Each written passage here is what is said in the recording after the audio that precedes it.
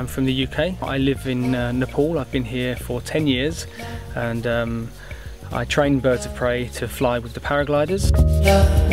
The passenger has the food and we have the whistle. The passenger has a glove and the passenger will feed the bird during the flight. If you've never held a bird, even on the ground, you know, and then suddenly to be up there flying with the bird, looking at it from a completely different perspective and a different angle, and then having that bird come and land on your hand for a reward, it's just, it's a mind-blowing experience. Training birds of prey for 28 years, primarily for falconry. It's a very ancient sport. It dates back to about 4,000 years ago. From China originally. Traditionally it was used for hunting and catching prey and to feed the family, but over the years it's now become a field sport and a sport that many people can enjoy.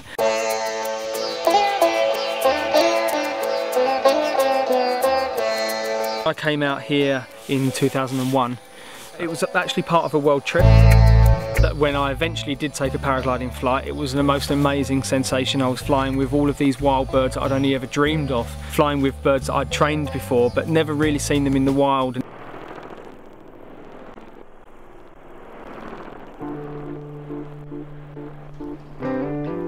Paragliders are an unpowered aircraft, so they rely on the warm currents of air, the rising currents of air called thermals, to stay up.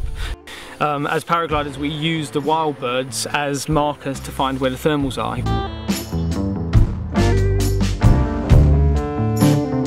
Now, birds are very good at detecting thermals because they have very good eyesight, so they can see things climbing inside these columns of warm air that we can't see. Sometimes there are insects or dust particles, you know, butterflies or small birds, things that we can't see from a long distance that birds can.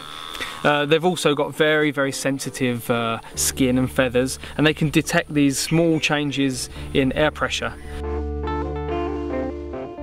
All we do, we train them to be obedient in the sky and to trust us, to come to us for food. But while they're in the sky, as long as they're flying, they will always try and find those rising currents of warm air, and that's what we harness.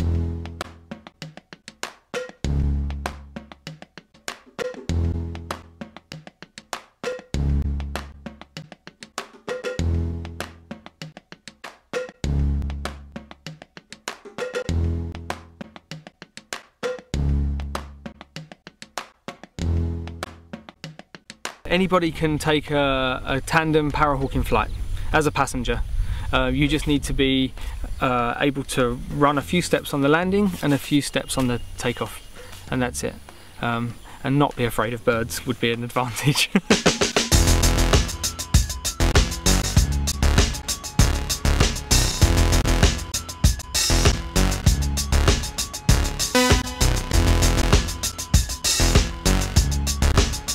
Paragliding as a sport is obviously an adventure sport, and that comes with certain risks. Parahawking is more complicated. It adds a different element to the flying. We have to make sure that, you know, we're not putting the birds into any situations whereby it affects their flying. You know, they fly too close to the lines and they get caught in the lines, and all these things can injure the bird.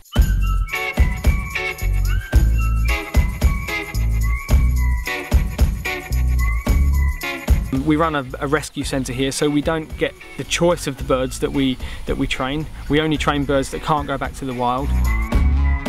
As a bird trainer, I've always been conscientious about raptor conservation.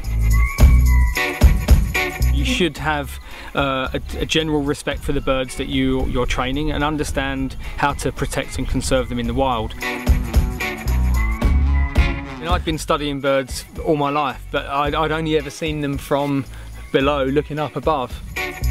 Suddenly see them in 3D and having them around you, above, below, and just looking at the way they behave in the air. You know, you can see the white in their eyes, you know, every movement of their feather. It was just an incredible, almost kind of spiritual, surreal feeling.